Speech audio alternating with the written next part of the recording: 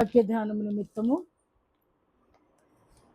జకరియా గ్రంథము 9వ అధ్యాయము 9వ వచనంలో నుండి జకరియా గ్రంథము 9వ అధ్యాయము 9వ వచనంలో నుండి వాక్యాన్ని ధ్యానిద్దాం. సియోను నివాసులారా బహుగా సంతోషించుడి, యెరూషలేము నివాసులారా ఉల్లాసముగా ఉండుడి. నీ రాజు నీతిపరుడును రక్షణ గలవాడును దీనుడునై గాడిద పిల్ల మీద గాడిద పిల్లను ఎక్కి నీ యొద్దకు వచ్చుచున్నాడు. నీ రాజు సమాధానకర్త, అన్యజనులకు తెలియచేయుడి. దేవుడు తన పరిశుద్ధ వాక్యము దీవించబడును గాక. ఇక్కడ ప్రభువారు చెప్తున్నటువంటి అద్భుతకరమైన ప్రవచనం జకరియా భక్తుని ద్వారా ఇక్కడ అంటున్నాడు, భవిష్యత్తులో ఇంకా ప్రభువారు పుట్టలేదు, ఆయన పుట్టక మునుపే, ఆయన మరణానికి ముందుగా జయోత్సాహాన్ని గూర్చి ఇక్కడ సియోను నివాసులకును యెరూషలేము నివాసులతోనూ జకరియా భక్తుడు చెబుతున్న మాట, మీరందరూ కూడా బహుగా సంతోషించుడి, ఉల్లాసముగా ఉండుడి. ఈరోజు చాలా సంతోషించిన విషయం అంటే ఆ ప్రవచనం అనేది నెరవేర్పు జరిగింది కాబట్టి యెరూషలేము నివాసులందరూ కూడా బాహాటముగా ఆ రోజు యేసు ప్రభువుల వారిని ఓ రాజుగా చూచారు. అంటే ఆయన ధరించిన వస్త్రాలలోనూ ఆయన ధరించిన కిరీటంలోనూ రాచరికం లేదు, కానీ ఆయన ఒక పెద్ద బంగారు కిరీటము పెట్టుకొని రాజవస్త్రాలు ధరించి ఈ మొర్దెకైలాగో యోసేపులాగో లేక ఇంకా యాహూలాగో కాదు, కానీ ఆయన అతి సామాన్యముగా ఆ యెరూషలేము వీధులలోనికి వచ్చినప్పుడు ప్రభు వారు తెలియజేస్తున్నమాట, మీరు ఉల్లసించండి, ఉత్సహించండి, మీరు సంతోషించండి. ఎందుకంటే ఆ రాజు నీ రాజు, ఆ రాజు నీ రాజు, మన రాజు. ఆ రాజు ఎందుకని యెరూషలేము వారికి సియోను వాసులకు మాత్రమే ఏమి ఆ రోజు సర్వ ప్రపంచమా అని ఎందుకు అనలేదు? సర్వ ప్రపంచమా, అన్యజనులారా అని ఎందుకు ఈ యొక్క భక్తుడు ప్రొఫెసీ ఇవ్వలేదు అనుకున్నప్పుడు వాక్యంలోనే అద్భుతకరమైన మాటలను మనం చూస్తున్నాం. అని అంటాడు విలాప వాక్యాల గ్రంథంలో, సియోను కుమారి నదీ ప్రాకారమా, నీ కన్నీరు దివారాత్రము కారణము. సియోను కుమార్తె గుణలక్షణం ఏమిటి అని అంటే, ఆమె ఇంటికే కానీ పట్టణానికే కానీ కుటుంబానికే కానీ ఆమె ప్రాకారముగా ఉండాలి. ఓ నదికి చుట్టూరు గట్టు లేకపోయి ఉంటే అందులో వాటర్ ఉండదు, అది నది కాదు. అలాగనే ఓ ఇంటికి ప్రాకారం లేకపోతే దానికి సేఫ్టీ ఉండదు. ఈ సియోను కుమార్తె అలాంటిదే. ఓ కుటుంబానికి ప్రాకారములాగా, ఓ పట్టణానికి ప్రాకారములాగా సియోను కుమార్తె దేశానికి ప్రాకారము, ప్రపంచానికి కూడా ప్రాకారం అవ్వాలి. సియోను కుమార్తె అని ఎవరిని పిలుస్తామంటే కన్నీరు కార్చేటువంటి స్త్రీని. ఏ స్త్రీ అయితే బాధ్యత కలిగి, ఏ స్త్రీ అయితే తన కొరకు తన కుటుంబము కొరకు ప్రలాపిస్తూ ఉంటుందో ఆమెను అక్కడ అంటున్నాడు విలాప వాక్య గ్రంథకర్త ఇర్మియా భక్తుడు అంటున్నాడు, సియోను కుమార్తె, సియోను కుమారి, నీ కన్నీరు నిత్యము కారాల, దివారాత్రులు కూడా నీ కన్నీరు కారవలసి ఉంది. ఆ కార్చేటువంటి ఆ స్త్రీని మాత్రమే ఇక్కడ సియోను కుమార్తెగా మనం ఇక్కడ ఒప్పుకొని తీరాలి. రెండవదిగా లూకాసు వార్తికుడు రాస్తూ ప్రభువారు అంటున్నటువంటి మాటలను ఆయన కోట్ చేస్తాడు. 19వ అధ్యాయంలో చూస్తే 23వ అధ్యాయము 27వ వచనంలో 23వ అధ్యాయము 27వ వచనం చూస్తే, యెరూషలేము కుమార్తెలారా, యెరూషలేము కుమార్తెలారా, నా నిమిత్తము కాదు, మీ నిమిత్తము, మీ పిల్లల నిమిత్తము. ఏ స్త్రీ అయితే తన కొరకు, తన బిడ్డల కొరకు, దేవుడు చాలామంది అయ్యా నీకు ముండ్ల కిరీటం ధరించబడిందని ఏడుస్తున్నారు. తప్పులేదు, ఏడవచ్చు. నా కోసమే అనుకున్నప్పుడు ఏడుపు వస్తుంది. అయ్యా నా కొరకే గాయపరచబడ్డావు అని ఏడుపు వస్తుంది. కానీ ప్రభువారు అంటున్నారు, అమ్మా నేను పొందినటువంటి దెబ్బల కొరకు నువ్వు ఏడవవలసిన అవసరత లేదు. ఆ దెబ్బలు నీ కొరకే అన్నదాన్ని నువ్వు గ్రహిస్తే నువ్వు యెరూషలేము కుమార్తెవే. అంటే ఆయన దెబ్బలు, ఆయన గాయాలు వ్యర్థం కాకుండా కాపాడే ధన్యత యెరూషలేము కుమార్తెకు ఉంది. ఎందుకు అంటే ఆయన రక్తములో, కార్చిన అమూల్య రక్తంలో ఓ చుక్క వ్యర్థమైపోయినా దానికి అర్థం లేదు. ఎందుకు అనంటే ప్రతి బొట్టు కూడా సర్వమానవాళి కొరకే ఆ యెరూషలేము వీధులలో ప్రవహించిందంట. ఆ గొల్గొతా నుండి ఆయన రక్తధారలు ప్రవాహమైనవి అంట. కాబట్టి ఏ స్త్రీ అయితే తన బిడ్డల కొరకు, తన కుటుంబం కొరకు, తన కొరకు అంగలార్చుద్దో, ఏడుస్తుందో ఆ స్త్రీని ఇక్కడ యెరూషలేము కుమార్తెగా మనం ఇక్కడ గుర్తించవచ్చు. అందుకని ఈ భక్తుడు అంటున్నాడు, ఏనాడో రాసినటువంటి ఈ ప్రవచనం, సియోను కుమార్తె నీవు బహుగా సంతోషించు. ఎందుకు అనంటే ఆ రాజు ఆ యెరూషలేము వీధులలో తిరిగేది ఎవరి కొరకంటే, నువ్వు ఆయన దగ్గరికి, ఆయన 3.5 సంవత్సరాల సేవ జీవితంలో ఓ వేళ నువ్వు ఆయన దగ్గరికి రాలేకపోయేవేమో. కానీ ఇప్పుడు ప్రభువారు ఎక్కడికి వస్తున్నారండి? ప్రభువారు యెరూషలేము కాదండి, నీ దగ్గరికి వస్తున్నాడు. ఇక్కడ ఏమంటున్నాడు? నీ రాజు, నీతిపరుడు నీ యొద్దకు వచ్చుచున్నాడు. నీ యొద్దకు, యెరూషలేము వీధికి కాదు, నీ యొద్దకు వచ్చుచున్నాడు. ఆ నీ అనేది ఎవరు అంటే, అది అయితే నువ్వు సియోను కుమార్తెగా ఉండాలి, లేదా నువ్వు యెరూషలేము కుమార్తెగా ఉంటేనే ఆ రాజు నీ యొద్దకు వస్తున్నాడు అనేది అర్థమవుతుంది. అది యాదృచ్ఛికంగా నువ్వు జనసమూహంలో ఒకరిగా ఉన్నావు అనుకో, ఆ మాటలు అందరికీ కూడా అమ్మ నా కోసం కాదు మీకోసం ఏడవండి అంటే అదేముందండి. ఆ రోజు మాత్రం అయ్యో ప్రభువా నేను అరేరేరే సిలివేసేస్తున్నారా, ఇంత పని యోధాలాగానే మన పశ్చాత్తాపం కూడా ఉంటుంది. అర్థం లేనటువంటి పశ్చాత్తాపానికి కూడా ఒక కాలము, ఏమండి బైబిల్ అంటుంది, సంకుబుడి పెట్టకు దాని కాలం తెలుసంట, ఒబే కొరుకుడుకు తన కాలము తెలుసును, తెల్లని గువ్వకు దాని కాలము తెలుసు, మనుషునికే వాని కాలము తెలీదు. యేసు మన దగ్గరకు వచ్చి మన వాకిటిలో నిలిపి మన హృదయాన్ని తడుతున్నా సరే పాట అయితే పాడతాం. హృదయమనుడు తలుపు నొద్ద యేసునాథుండు ఆయన తడుతూ ఉన్నాడు అని పాడతాం. కానీ నా కొరకే నా ప్రభువు నా దగ్గరుండి తలుపు తడుతున్నాడు అనేది ఏ కుమార్తె గ్రహిస్తుందంటే సియోను కుమార్తె గ్రహిస్తుంది. ఎందుకంటే దివారాత్రులు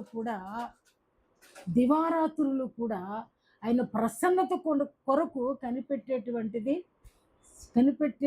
ఈ సియోను కుమార్తె. దివారాత్రులు ఆగదు. అంటే ప్రభు అంటున్నట్టుగా ఆత్మ సిద్ధముగా ఉంటుంది.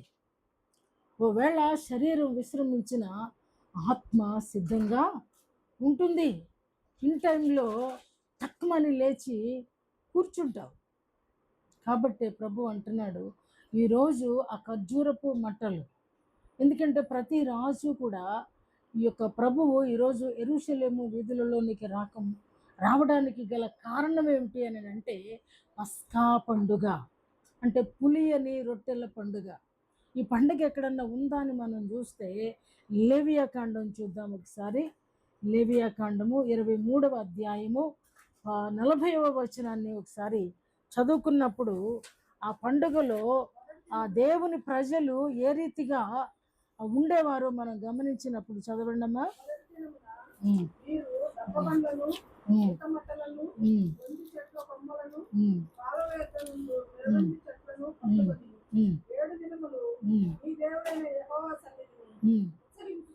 చాలమ్మా, ఇక్కడ ఉన్నదండి మనం అనుకున్నది. ఈత మట్టలను, గొంజి చెట్ల కొమ్మలను, కాలువల యొద్ద నుండి నిరవంజి చెట్లను పట్టుకొని 7 దినములు మీ దేవుడైన యెహోవా సన్నిధిని ఉత్సాహించుచుండవలెను. ఇక్కడ ప్రభు ఏమంటున్నాడండి? ఏడుస్తూ ఉండమంటున్నాడా? ఏమన్నాడు? ఉత్సహించాలి. ఆ పస్కా పండుగను ఆచరించడానికి ఇప్పుడు యెరూషలేం అంటే ఈ సీజన్లో యెరూషలేం అంతా కూడా నిండిపోయింది. ఎందుకంటే ఆ పస్కా పండుగ, పులియని రొట్టెల పండుగకి ఎక్కడెక్కడ ఉన్న జనం అంతా కూడా యెరూషలేముకు చేరిపోతారు. అందుకని గొప్ప జన సమూహము, అక్కడ ఉన్నటువంటి జనాలు, ఆ పట్టణము చిన్నదే, జనాలు కూడా తక్కువ మందే. కానీ ఇక్కడ ప్రభు అంటున్నాడు, లూకాసు వార్తికుడు ఆ మాట రాస్తున్నాడు. లూకాసు వార్తికుడు 23వ అధ్యాయంలో గొప్ప జన సమూహం. 19వ అధ్యాయంలో చూడండి ఆ మాట. 19 అది కాదు, 19:25 చూడమ్మా ఒకసారి. లూకాసు వార్త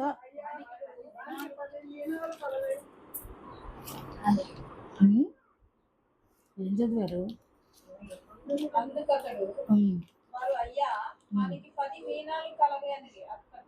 కాదమ్మా, లూకాసు వార్త 19వ అధ్యాయము 36వ వచనము.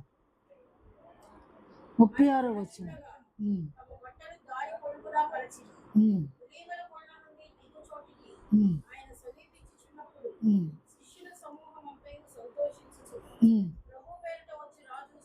చాలమ్మా, చాలు. ఇక్కడ అంటున్నారు, అంతకుముందు చదివాము, గొప్ప జన సమూహము. ఆ పస్కా పండుగకు ఊరికే రారు కదండి. పస్కా పండుగ అంటే ఖచ్చితంగా ప్రతి ఒక్కరూ కూడా వారి వారి నిమిత్తము బలులు తెచ్చేటువంటి, అంటే యెరూషలేములో గొర్రెలు, మనుషులు ఎంతమంది ఉన్నారో ఇంచుమించు గొర్రెలు కూడా అంతే ఉండొచ్చు. నిండిపోయింది పట్టణం అంతా కూడా.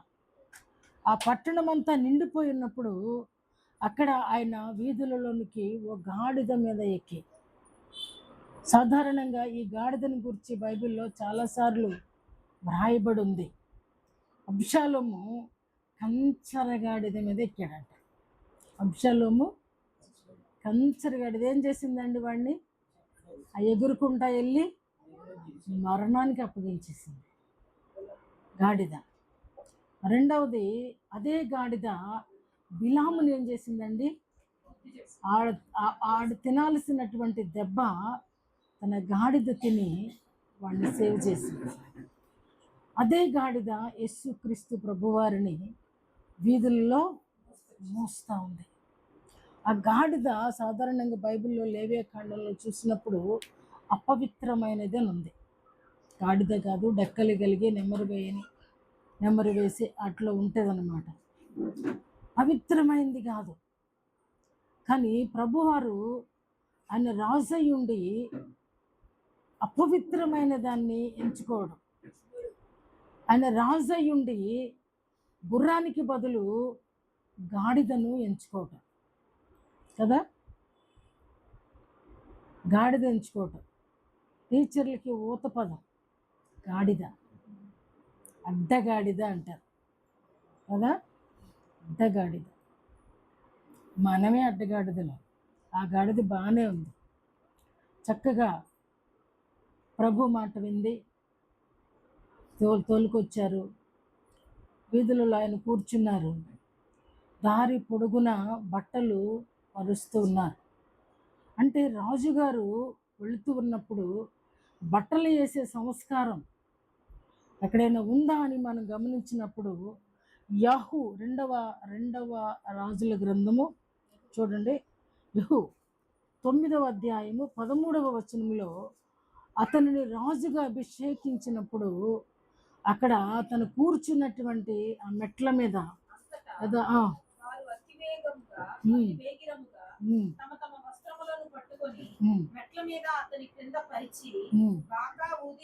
చాలు. చూసారా, ఒక రాజుగా ఆయన్ని చేయాలంటే ఆ వస్త్రాలు తీసి దారి మీద వేస్తారంట. ఈనాడు కూడా బిషప్స్ వీళ్ళు వెళ్ళినప్పుడు దారి పొడుగున స్త్రీలు చీరలు తెచ్చి ఆ చీరలు పరిచి నడిపిస్తారు. ఎందుకు అని అంటే అలా ఘనపరుస్తారు. మనుషులకు ఆ ఘనత అవసరమో లేదో నేను చెప్పలేను, కానీ మన ప్రభు వారికి మాత్రం ఇంతకంటే ఘనత అవసరమే. ఎందుకు అని అంటే ఆయన బాహాటంగా కల్వరి శిలువ మీదకి ఎక్కబోయేటువంటి ముందు రోజులు, ఈ రోజులలో అందరూ కూడా చాలా గౌరవంగా, ఆయన మీద కిరీటం ఉందా, ఆయన తల మీద కిరీటం పెట్టారు యేసు ప్రభు వారు. ఎప్పుడన్నా కిరీటం పెట్టుకున్నట్లుగా మనం చూసామా? ఎక్కడన్నా ఆయన రాజుగా ఆయన కనపరుచుకున్నారా? నేనే రాజును అని ఎక్కడన్నా చెప్పారా? ఆ లాస్ట్ తీర్పులో మాత్రం నీవన్నట్టే అన్నారు తప్ప ఎక్కడ కూడా నేను దేవుని యొద్ద నుంచి పంపబడిన వాడను అన్న మాట తప్ప ఆయన నేను రాజును, మీరందరూ కూడా నా మాట వినవలసినదే అనే మాట ఆయన ఎక్కడ పలకలేదండి. కానీ ఆయన కోరుకున్నది అపవిత్రమైనది పరిశుద్ధుడైన దేవుడు ఎక్కిన తర్వాత ఏమైందండి? అది పరిశుద్ధమైనది. దాన్ని మొట్టమొదటిగా ఆ గాడిదను సేవ్ చేశాడండి దేవుడు. తర్వాత మరెన్నడూ ఎవరిని ఆ గాడిద మోయలేదట. కాబట్టి దేవుడు ఓ వ్యక్తిని కోరుకున్నా, ఓ జంతువును కోరుకున్నా దాన్ని సేవ్ చేశాడండి. ఆయన కూర్చున్నటువంటి ఈ యొక్క వాహనం అది ఆయన ద్వారా రక్షించబడింది అని చెప్పచ్చు. రెండో మాట ఇక్కడ చెప్తున్న ప్రజలందరూ ఏమంటున్నారంటే, ప్రభు పేరిట వచ్చు రాజు స్తుతించబడునుగాక, పరలోకమందు సమాధానమును సర్వోన్నతమైన స్థలములలో మహిమయు ఉండునుగాక. ఈ మాట చాలా అద్భుతంగా ఉంది. పరలోకమందు సమాధానము అంటే పరలోకంలో సమాధానం లేదని ఏ భక్తుడైనా మనతో చెప్పాడా? ఏమండి, అక్కడ ఎప్పుడు కూడా స్తుతి స్తోత్ర ధ్వనులు ఉన్నప్పుడు అక్కడ పరలోకంలో సమాధానం ఏంటి? ఏమండి, పరలోకంలో సమాధానం ఏంటి? అక్కడ ఉన్నదందరూ కూడా పరిశుద్ధులు, దూతలు, కెరూబులు, సెరాపులు. ప్రభువు అంటే పరలోకంలో కూడా ఇక్కడ నరునిగా వచ్చిన యేసుక్రీస్తు ప్రభువారు సిలువ మీదకి వెళ్ళడానికి ముందు అక్కడ కూడా ఏమి స్టార్ట్ అయిందండి? గలిబిలి స్టార్ట్ అయింది, ఆందోళన స్టార్ట్ అయింది పరిశుద్ధులలో, దూతలలో. ఏమండి, అంతేనా? లేకపోతే ఇక్కడ ఈ ప్రొఫెసీ ఎలా వస్తుంది? సమాధానము అని. కాబట్టి దేవుని కుమారుని ప్రాణత్యాగము కొరకు పరలోకము కూడా ఎదురు చూస్తుందంట. అందుకనే యెషయా భక్తుడు అంటాడు, ఆయనను నలగగొట్టుట యెహోవాకు ఇష్టమాయను, తండ్రికి అభీష్టమాయను. తండ్రి ఇష్టమైంది. ఆయన ఆ టైం వరకు ఈ లోక కళ్యాణము కొరకు ఆయన ఆ రీతిగా నిలబడడానికి పరలోకం కూడా తేరి చూస్తా ఉంది. కానీ ప్రజలకు మాత్రం గ్రహింపు లేదు. యెరూషలేము వీధులలోనేమో అద్భుతమైన హోసన్న ధ్వనులు, యెరూషలేము దేవాలయంలో ప్రవేశించినప్పుడేమో భయంకరమైన వ్యాపారం. మాట్లాడండి. వీధులలో ఆరాధన, యెరూషలేము దేవాలయములో దుర్వ్యాపారం. ఈరోజు చర్చ ఎలా ఉంది? ఈరోజు చర్చ ఎలా ఉంది? చర్చ ఎలా ఉంది ఈరోజు? నిజంగా వీధే బాగుందంట యెరూషలేము అప్పుడు. ఎందుకంటే ఒకరి వెంబడి ఒకరు. ఎందుకంటే యెరూషలేము నిండా జనాలే, బహుజన సమూహాలు రోడ్డు మీదకి వచ్చారు. అంతా ఆయన్ని వేడుకగా చూస్తున్నారు. ఎవరైనా అరే మేము ఎప్పుడు చూడలేదే, ఈయన రాజా, ఈయన స్వస్థపరిచాడా, ఈయన అద్భుతాలు చేశారా, చనిపోయిన వారిని లేపారా, అయితే నేను చూడాలి. తీరా యెరూషలేములోకి వచ్చినప్పుడు, ఆ పట్టణాన్ని చూసినప్పుడంట ఆయన ఏడ్చాడంట. ఆ పట్టణాన్ని చూసినప్పుడు ఏడ్చాడంట. చూడండి, ఇక్కడే ఉంది, లూకాసు వార్తికుడు రాస్తున్నాడు 19వ అధ్యాయము 41వ వచనంలో, ఆయన పట్టణమునకు సమీపించినప్పుడు దానిని చూచి దాని విషయమై ఏడ్చి, నీవును నీ దినముల యందైనను సమాధాన సంబంధమైన సంగతులను తెలిసి కొనిన ఎడల నీకెంతో మేలు. ఎందుకు అనంటే యెరూషలేములో ఉన్నటువంటి పరిస్థితి ఆ నివాసులకు ఇంకా ఆ దేవుడు అనుగ్రహించు సమాధానం వాళ్ళలోనికి రాలేదు. ఏమండి? అంటే ఆయన చుట్టూరు ఉన్న వారిలోనే ఉంది, ఆయనను ఆరాధించే వారిలోనే ఉంది, ఆయనను వెంబడించిన వారే ఈ సంతోషాన్ని అనుభవిస్తున్నారు. కానీ యెరూషలేము అయితే ఎలా ఉంది అని అంటే సమాధానము లేని స్థితిలో ఉంది. పరలోకంలో కూడా ఆ సమాధానము కొరకు ఎదురు చూస్తున్నటువంటి శుభ సమయం. ప్రభు ఆ విషయమై ఏడుస్తున్నారట.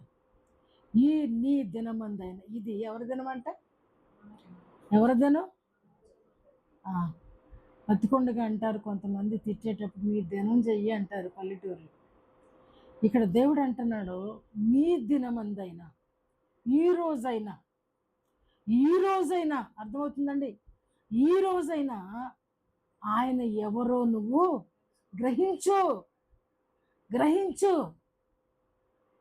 ఇందాక ఎస్తేరుని గురించి చెప్పారు కదా, ఆవిడ ఎంత అద్భుతంగా మాట్లాడుతుందండి రాజు గారి దగ్గర.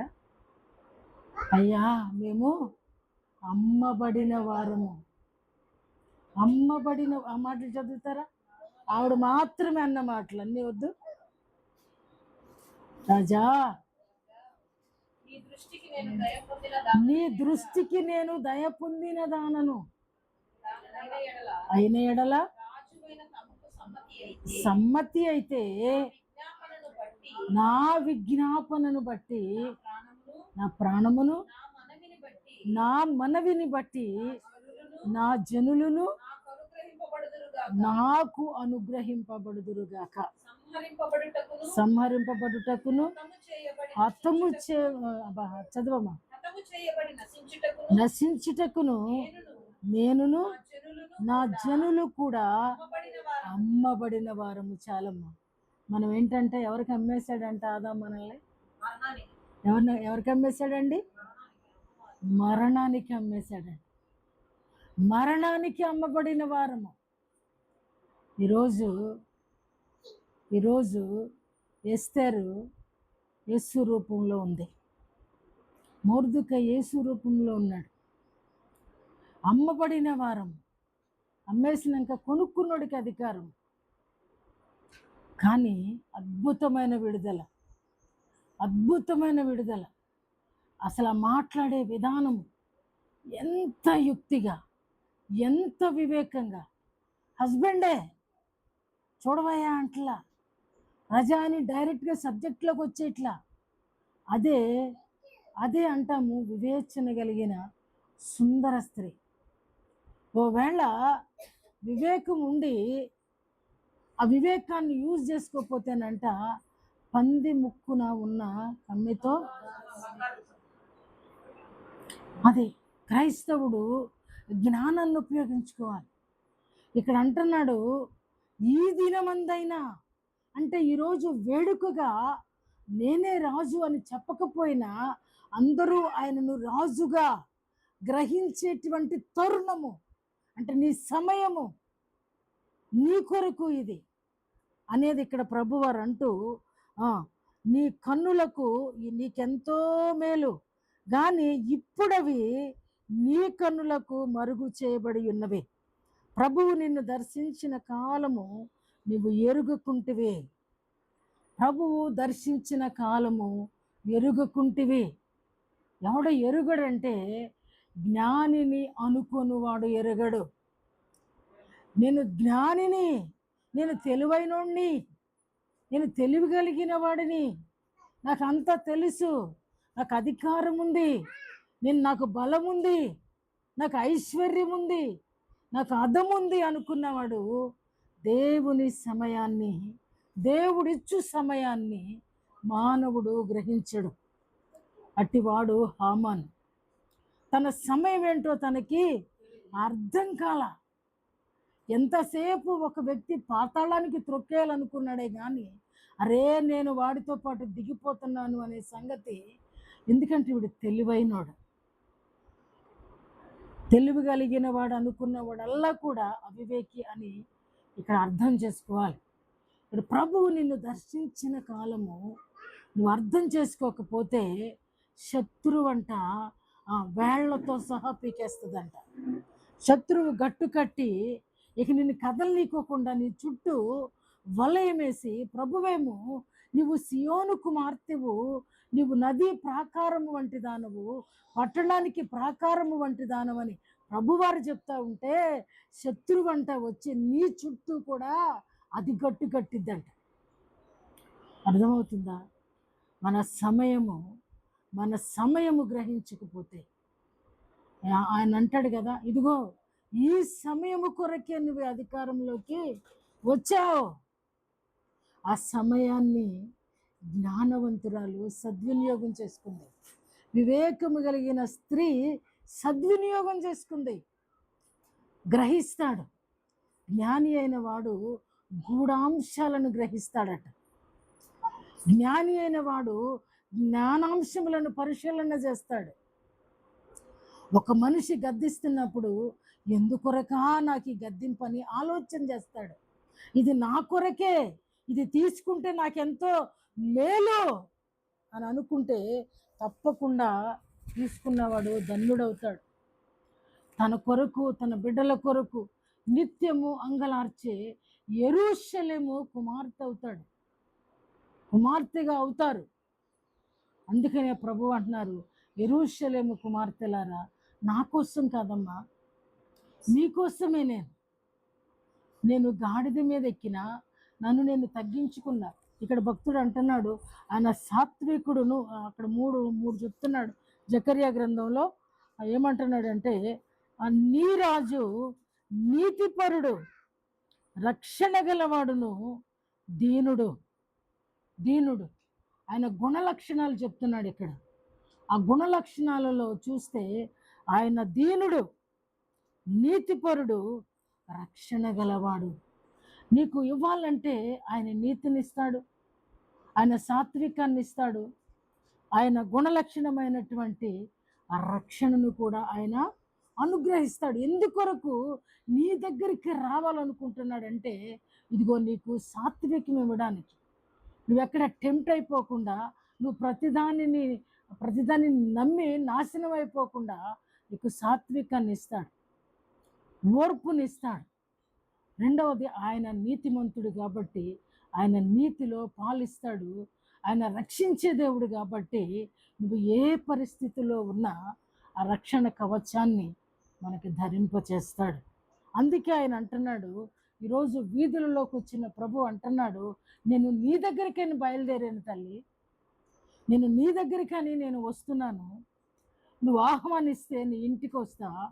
జక్కయ్య చక్కగా ఆహ్వానించాడు. ఆయన ఆహ్వానిస్తే నేను రాను, నేను రాజును అని వెళ్ళిపోయే దేవుడు కానే కాదు. నేను రాజును, నేను నీ ఇంటికి ఎలా వస్తా అనేటువంటి దేవుడు కానే కాదు. ఆయన ఈలోక రాజుల, ఆ హేరోదు రాజు లాంటి దేవుడు కాదు. హేరోదు రాజు ఎంత దుర్మార్గుడంటే వాడు భార్యని చంపేశాడు. ఎందుకంటే ప్రెగ్నెంట్తో ఉన్నప్పుడు కొడుకు పుడితే వాడు రాజు అయిపోతాడని కన్న కుమారుణ్ణి చంపేశాడు. రాజ్యాధికారం కొరకు వస్తాడని తోబుట్టు అయినటువంటి తమ్ముణ్ణి చంపేశాడు. తమ్ముణ్ణి చంపేసిన తర్వాత ఇంకొక దుర్మార్గపు క్రియ ఏంటంటే అతని భార్యని తెచ్చి ఉంచుకున్నటువంటి దుర్మార్గుడు. అందుకని వాడు రాజు అయ్యుండి ఇంకొక రాజు ఎక్కడ వస్తాడోనని యేసు ప్రభు వారు పుట్టారన్నప్పుడు ఆయన తోటి వారందరినీ కూడా 2 సంవత్సరాల లోపు వారందరినీ కూడా సమూలంగా నాశనం చేసినటువంటి వాడు. అందుకనే దేవునిని మహిమపరచలేని స్వభావి, క్యారెక్టర్లెస్ రాజు కాబట్టి దేవుడు వాడు పురుగులు పడి చచ్చేటట్లుగా చేశాడంట. దేవుని మహిమ కొరకు దేవుడు మనల్ని సృజించారు. దేవుని మహిమపరచినప్పుడు నిజంగా హేరోదు కంటే గొప్పవాళ్ళమే మనం కాదు. ఆ రాజు ఈరోజు ఆయన ప్రయాణం నీ దగ్గరకు, నా దగ్గరకే. ఎందుకనంటే ఊరికి ఆయన రావడం లేదు. ఆయన చేతిలో నీతి ఉంది, ఆయన చేతిలో దీనత్వం ఉంది, ఆయన చేతిలో రక్షణ ఉంది. ఈ 3 పట్టుకొని మన దగ్గరికి ఆయన ప్రయాణమై వస్తూ ఉన్నాడు. అందుకని అంటున్నాడు, ఈ 3 నేను మీకు ఇవ్వబోతున్నాను కాబట్టి మీరు యెరూషలేము కుమార్తెకు, సియోను కుమార్తెకు ఆయన ఏం చెప్తున్నాడంటే మీరు బహుగా సంతోషించండి, బహుగా ఉత్సహించండి. ఏమండి, ఇంతకంటే ఏం కావాలి?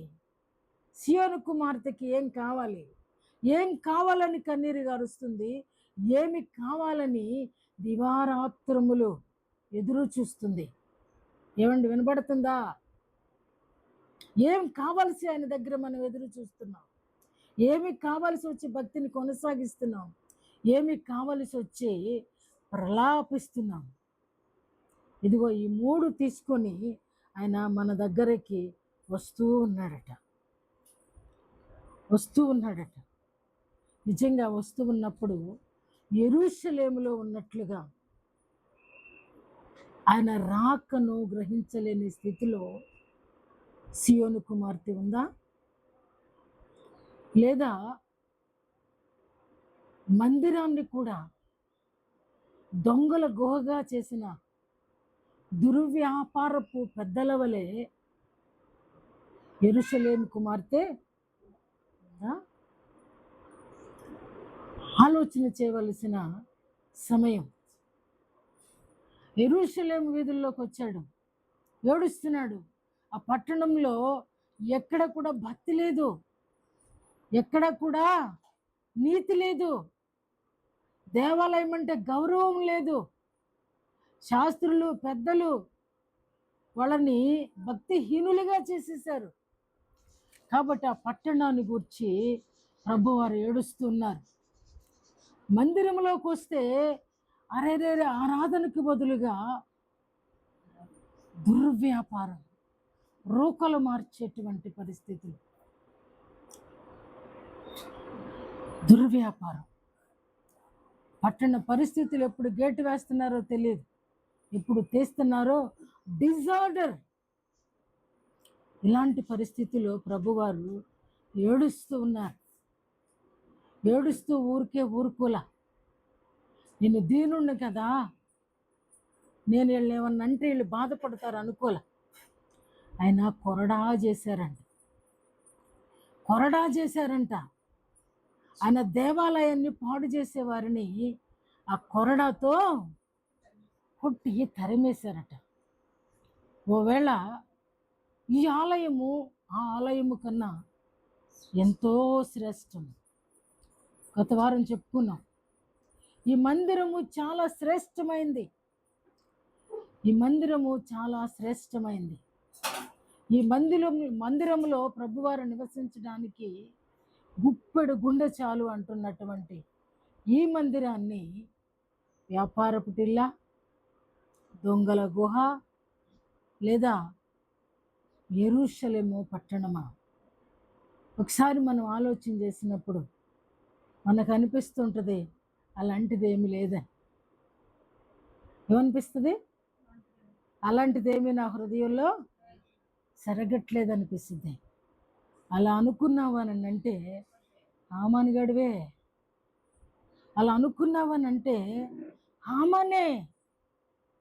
హామాను నేను మాత్రమే అనుకున్నాడు. దేవుడు అంటున్నాడు నేను మాత్రమే అంటున్నాడు. ఎవరిది నెరవేర్పు జరిగిందండి? దేవునిదే నెరవేర్పు జరుగుతుంది. మానవుడు ఏమాత్రపు వాడు, నామమాత్రపు వాడు. దేవుడు నరమాత్రుడు కాడు. ఆయన మోస్ట్ హై గాడ్, ఆయన పవర్ఫుల్ గాడ్. కాబట్టి ఈరోజు మనం ఆలోచన చేయవలసిన అవసరత ఉంది. ఖర్జూరపు మట్టలే ఎందుకు పట్టుకున్నారు?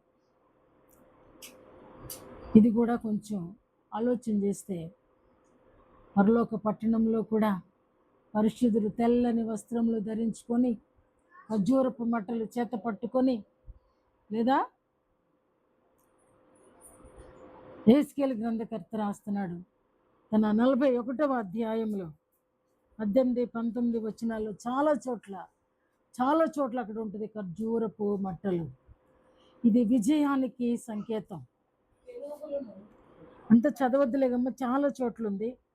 కీర్తనల గ్రంథకర్త అంటున్నాడు వారు ఖర్జూర వృక్షము వలె. ఖర్జూరానికి మొవ్వు వేసే, అన్నిటిలాగా ఒక ఆకు ఒక రెండాకులు కాదు, వస్తే చుట్టూరు కూడా మొవ్వ చుట్టూరు ఆకులే. కొన్ని ఆకులు కలిపితే మొవ్వ అంటాం. క్రైస్తవుడు అలాగా మొవ్వు వేసేవాడుగా ఉండాలి. విజయ పరంపర ఎగురవేసేవాడుగా ఉండాలి. కాబట్టి అందుకనే ఖర్జూరపు మట్టలు చేత పట్టుకున్నారు. యోహాను భక్తుడు కూడా అంటున్నాడు 12వ అధ్యాయము 13వ వచనంలో ఖర్జూర మట్టలు చేత పట్టుకొని. కనుకనే వీళ్ళందరూ కూడా ఖర్జూరపు మట్టలు చేత పట్టుకున్నారు. అయితే ఈరోజు ఆ సందర్భం గడిచిపోయినప్పటికీ ఈ సందర్భాన్ని ధ్యానిస్తూ ఉన్నాం. ఆయన సియోను రారాజు, రాజులకు రాజు అని, ప్రభువులకు ప్రభువు అని ఆయనను ఆరాధిస్తూ ఉన్నాం. కాబట్టి ఈరోజు నా వాక్యధానం ఏమిటంటే, నిజంగా నీవు ఆయన ఇచ్చే సమాధానం కలిగి ఉన్నావా? పరలోకంలో కూడా సమాధానం అని కేకలు పెడుతూ అసమాధానముతో ఉండి సమాధానపు కేకలు పెడుతున్నామా? ఏమండి? దేవుడు అనుగ్రహించు సమాధానము మీ హృదయములను ఏలనీయండి అని దేవుని వాక్యం చెప్తుంది. మరి దేవుడిచ్చే సమాధానం నిజంగా మన హృదయాన్ని ఏలుతుందా? మనం సమాధానంగానే ఉన్నామా? ఏమంటే అన్ని విషయాలలో నెమ్మది కలిగే ఉన్నామా? అన్ని విషయాలలో దిగులు లేకుండానే ఉన్నామా? అన్ని విషయాలలో ఆయన మీద ఆధారపడుతున్నామా? ఆలోచన చేసి ఉంటే వీటిల్లో కొన్ని ఓకే అని చెప్పొచ్చు, కానీ అన్నీ ఓకే అని చెప్పనప్పుడు ఇంకా ఎక్కడో కొరత అనేది ఉంది. కొన్నిటికి మాత్రమే తలలోపగలం, కొన్నిటికి ధైర్యం చాలదు. అంటే ఎక్కడో సమాధానము కొదువై ఉంది. ఆ కొరతను ఎరిగితే ఈరోజు ఆయనంట సమాధానం ఇస్తాడంట. ఆ కొరత ఎరుగుంటే నీకు ఏది కొరత ఉందో ఇప్పుడు ఆయన సమాధానము ఇస్తాను అని చెప్తున్నాడు. నీ రాజు సమాధాన వార్త అన్యజనులకు తెలియచేయుడి. కాబట్టి ఆ సమాధాన వార్తను తెలియచేయటం లేకపోవడమే కొరతేమో. ఆలోచించు. ఎవరికి కూడా ఈ సమాధాన సువార్త ఆయన మా రాజు, నీ రాజు కూడా అని చెప్పలేకపోవటమే నీ లోపల ఉన్న కొరతేమో అని నా ఆలోచన. కాబట్టి ఆలోచించండి. ఆయన్ని చాలామంది నిలబెట్టినప్పుడు నువ్వు రాజువా అని అన్నారు. ప్రభు అన్నాడు నేను రాజునే అని కొన్ని చోట్ల అన్నాడు సువార్తలలో, కొన్ని చోట్ల నీవు అన్నట్టే అన్నాడు. మార్కు సువార్త 15వ అధ్యాయము 2వ వచనాన్ని ఒక్కసారి చదువుదాం. పిలాతు యూదుల రాజువు నీవేనా అని ఆయనను అడగగా ఆయన నీవన్నట్టే అని అతనితో చెప్పాను. ప్రధాన యాజకులు యోహాను సువార్త 19వ అధ్యాయము 14వ వచనం చూస్తే, ఇదిగో మీ రాజు ఆ దినము పస్కాను సిద్ధపరచుట ఇదిగో మీ రాజు అని యూదులతో చెప్పగా అందుకు వారు ఇతనిని సంహరించుము సంహరించుము సిలువ వేయుము అని కేకలు వేసి. చాలమ్మా, చూసారా యూదులు ఎక్కడి వాళ్ళు అండి? యూదులు ఎక్కడి వాళ్ళు? ఎందుకు ఏడ్చాడు అర్థమైంది ఇప్పుడు. యూదులు ఏమంటున్నారు? ఇదిగో మీ రాజు విడుదల చేద్దాం అనుకుంటున్నానని పిలాతు అంటుంటే, పిలాతుతో ఏమంటున్నారండి యూదులు? ఇతను మాకు రాజేంటి, ఈయన మాకు రాజేంటి, మాకున్నవాడు కైసరు. చూసారా ఈరోజు ఎందుకు యెరూషలేమును గురించి ప్రభువారు ఏడ్చారంటే, రాజుగా కానీ దేవునిగా కానీ యెరూషలేము ప్రజలు, యూదులైన సొంత ప్రజలు ఆయన మాకు రాజు కాదు, ఆయనను సంహరించండి, బరబ్బను మాకు విడుదల చేయండి అని కేకలు పెడుతున్నటువంటి వారు. అందుకనే ప్రభువు ఆ పట్టణంలోనికి వచ్చినప్పుడు ఆయన ఏడ్చాడంట. అరే నా ప్రజలే నా మీద ఈరోజు వ్యతిరేకంగా మాట్లాడబోతున్నారు. నిజంగా పులియని రొట్టెల పండుగకు ఇంకా కొద్ది రోజులు మాత్రమే ఉంది.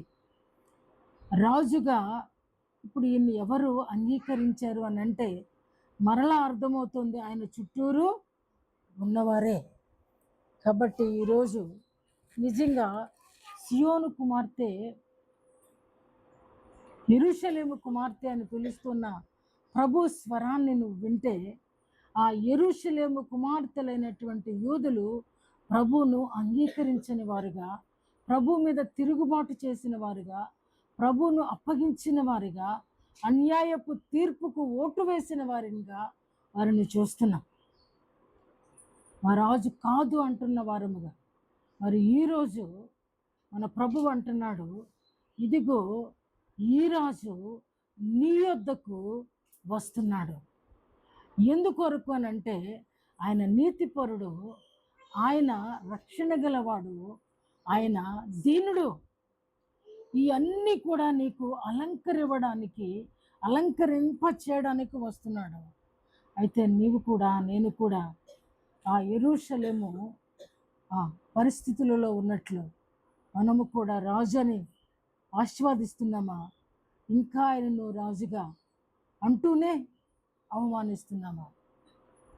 ఆ రాజు అంటూనే అవమానించే వాళ్ళు ఉంటారు, ఆ రాజు అన్నప్పుడు ఆయనను గౌరవించే వాళ్ళు ఉంటారు. ఏ కోవలో ఉన్నాం? ఆయన నిజంగా రాజుగా నీవు నీ గుండెలో ఆయనకు స్థానం ఇచ్చి ఉంటే నీ రాచరికము కొనసాగదు, నీ ఆలోచన కొనసాగదు, నీ క్రియలు కొనసాగవు, నీలో ఉన్న ఏది కూడా కొనసాగదు. అంటే రాజుకు సమస్తాన్ని కూడా నీవు ఆధిపత్యాన్ని ఇస్తావు. అలా కొన్ని నా ఆలోచనకు, కొన్ని రాజు ఆలోచనకు, కష్టాన్ని జయించలేనప్పుడు రాజు ఆలోచన, నేను చేసేసుకోగలను అనుకున్నప్పుడు నా ఆలోచన జరిగించినప్పుడు నిజంగా నా రాజుని నాలో నేను ప్రతిష్ఠించలేదనేది క్లియర్గా మనకు అర్థమైపోతుంది. ఆలోచించండి, బయటికి వెళ్ళేటప్పుడు ప్రభువా నేను బయటికి వెళ్ళాలి, ఈ చీర కొనుక్కోవాలి అడుగుతామా? చీర కొనుక్కోవాలని అడగం. వెళ్ళి రావడానికి క్షేమకరమైన ప్రయాణాన్ని దయచేయమని అడుగుతాం. 50-50. ప్రభువా నేను ఈరోజు ఇతరులకి సహాయం చేస్తున్నానయ్యా, ఈ 10 రూపాయలే ఇవ్వనా, నా దగ్గరున్న 100 రూపాయలు ఇవ్వనా? 100 రూపాయలు అనేది దేవుని మాట అవుతుంది, 10 రూపాయలు అనేది నా మాట అవుతుంది. వీటిల్లో ఎన్నిసార్లు రాజుని దుఃఖపెడుతున్నాం? ఆ విధంగా మన జీవితాలు ఉంటే ఖచ్చితంగా మనం కూడా ఆయన ఏడ్చినటువంటి యెరూషలేము నివాసులలాగానే ఉంటామనేది దేవుని వాక్యములో నుంచి నేను హెచ్చరిక చేస్తున్నాను. కాబట్టి ఈరోజు ఆయన మీద ముండ్ల కిరీటం లేదు, అయినప్పటికీ కూడా ఆయన రాజు అని చెప్తూనే మన క్రియలన్నీ మనం చేసేస్తున్నప్పుడు మరలా ఆయన సిలువ వేస్తూ ఆయనకు ముండ్ల కిరీటాన్ని అమరుస్తున్నాం అనేది లెక్క. అంటే దేవుణ్ణి మరలా మనం బాహాటంగా హింసిస్తున్నట్లు. చాలామంది సిలువలు మెళ్ళో వేసుకుంటారు, సిలువలు చేతులకు పెట్టుకుంటారు ఉంగరాలు, కానీ హృదయంలో సిలువ ఉండదు. హృదయంలో సిలువ లేని వాళ్ళందరూ కూడా ఒంటికి తగిలించుకుంటారు. సిలువ అనేది ఆయన కోరుకున్న దానిలో చాలా సిలువ మీద ఉన్నవాడు ఏమనుందండి గలతీ పత్రికలో? శాపగ్రస్తుడని ఉంది. కానీ సిలువ మీద ఉన్న ఆయన్ని దించరు, సిలువలు మాత్రం వీళ్ళు పెట్టుకుంటారు. నన్ను కూడా మీ చర్చి కట్టిస్తున్నారుగా, పైన సిలువలు పెట్టేస్తారా అని అన్నారు. నిన్న నేను ఒక చిన్న వాక్యం వింటున్నప్పుడు ఆ చర్చి బ్యాక్గ్రౌండ్లో, ఆ ఆల్టర్ బ్యాక్గ్రౌండ్లో 3 సిలువలు ఉన్నాయి. అంటే దొంగల సిలువలు కూడా పెట్టుకున్నారు వీళ్ళు. అంత విలువ ఎక్కువైపోయింది దానికి. ఆ కర్రకి గ్రహింపు లేనటువంటి క్రైస్తవులు ఇవే తెలియక ఆయన చర్చిల గురించి భయంకరంగా విమర్శిస్తున్నాడు. అరే మరి నీ బ్యాక్గ్రౌండ్ ఏంటి అనుకున్నాను నేను. 3 సిలువలు ఒకదానికొకటి కలిసిపోయి ఉన్నాయి. సిలువలు 3 కూడా ఇట్లా కలిసిపోయి ఉన్నాయి. 3 సిలువలు ఏంటి, దొంగలు కూడా దించలేదా ఏంటినా అనుకున్నా, దొంగల సిలువలు కూడా వదలలేదా అనుకున్నా. సిలువ హృదయం లోపల ఉండాలి. సిలువ అనేది తగ్గింపు. సిలువ అనేది మన ఇంట్లో ఉండనవసరంలా, సిలువ మనం పెట్టుకోనవసరంలా. సిలువ మీద ఉన్నప్పుడే దానికి విలువ వచ్చింది. మన ప్రభువు సిలువ మీద లేరు, సమాధిలో కూడా లేరు. కాబట్టి సిలువను నువ్వు గౌరవించవో నాకు తెలియదు, కానీ నీ హృదయంలో మాత్రం నీవు సిలువ వేయబడు. దేనికి అని అంటే దేవునికి అభ్యంతరకరమైన వాటికి నీవు సిలువకి ఎక్కాల్సి ఉంది. సిలువ మీద అందుకని అంటాడు కదా, నేను లోకమునకు సిలువ వేయబడి ఉన్నాను. ఎవరి మాట ఇది? పౌలు మాట. నేను లోకానికి సిలువ వేయబడ్డాను, ఇకను నీ జీవించువాడు నేను కాదు. సరే, ఇది సిలువ వేయబడాలి, కానీ సిలువను ఊరేగించడం కాదు, గుర్తుపెట్టుకోండి. కాబట్టి ఈరోజు ఆయన నీ రాజు, నా రాజు మన దగ్గరకు వస్తున్నాడు. ఆయన తగ్గించుకుని ఆ యొక్క గాడిదనెక్కి మనకి ఇవ్వడానికి వస్తున్నాడు. తీసుకోవడానికి ఆ సంసిద్ధత మన దగ్గర ఉంటే తీసుకుంటే ధన్యత, తీసుకోకపోతే ఎందుకు పనికిరాని హామాను బ్రతుకు మనకు కూడా సంభవిస్తుంది. అతనికి ఒక రకమైన శిక్ష, మనకు ఒక రకమైన శిక్ష. ఈ రోజైతే ఈ నీతి సమాధానాలు తీసుకొస్తున్నాడు, కానీ ఒకానొక దినం ఉంది. ఆ దినాన్న మనం చేసినటువంటి వాటన్నిటికీ కూడా క్రియాఫలముతో మనం ఆయన సింహాసనం ఎదుట నిలబడబోతున్నాం. ఈరోజు ఈ 3 తీసుకున్నామనుకో ఆయనకి మనకి సమాధానం వచ్చేస్తుంది. అందుకనే ఆకాశం పరలోకమా సంతోషించు, పరలోకమా సంతోషించు, భూమి చెవియొగ్గు. కాబట్టి దేవుని మాటలు మనం అంగీకరించినప్పుడు పరలోకం సంతోషించినట్లుగా ప్రభు శిలువ మీదకి ఎక్కిన తరువాత, శిలువ మరణం పొందిన తరువాత పరలోకంలో ఎంత సమాధానం వచ్చి ఉంటుంది అంటారు. ఏమండి, ఎంత జయధ్వనులు మారుమోగిపోయి ఉంటాయి అనుకుని ఉంటారు. ఏమండి, ఎంతగా నిజంగా పరలోకం మరి అవధులు, ఆ సంతోషానికి అవధులు లేదని నేను అనుకుంటాను. తండ్రి కూడా పంపినటువంటి దానికి నిజంగా ఎంత ఆ లాస్ట్ మినిట్ వరకు కూడా యేసు ప్రభు వారి ప్రయాసను బట్టి తల్లడిల్లిపోయి ఉండొచ్చు. కానీ ఎప్పుడైతే ఆయన ప్రజలందరి కొరకు ప్రాణము పెట్టారో అద్భుతమైనటువంటి ఆశీర్వాదం ఈ లోకానికి ఆయన కుమారుని ద్వారా తీసుకొని రాబడడం జరిగింది. కాబట్టి ఇటువంటి కృపలన్నిటినీ తలపోసుకుంటూ ఈరోజు మట్టల ఆదివారాన్ని జరుపుకుంటున్నటువంటి మనకు ఆ దేవుడు అనుగ్రహించు సమాధానము మనం ఏలునట్లుగా ఆయనకు మనల్ని మనం మరొకసారి సమర్పించుకుంటూ ఆయనకు నిండు మనసుతో మనము కృతజ్ఞతాస్తుతులు చెల్లిద్దాం. ప్రభు తన మాటలు దీవించును గాక. ఆమె లేచి నిలబడండి, ప్రార్థన చేసుకుందాం.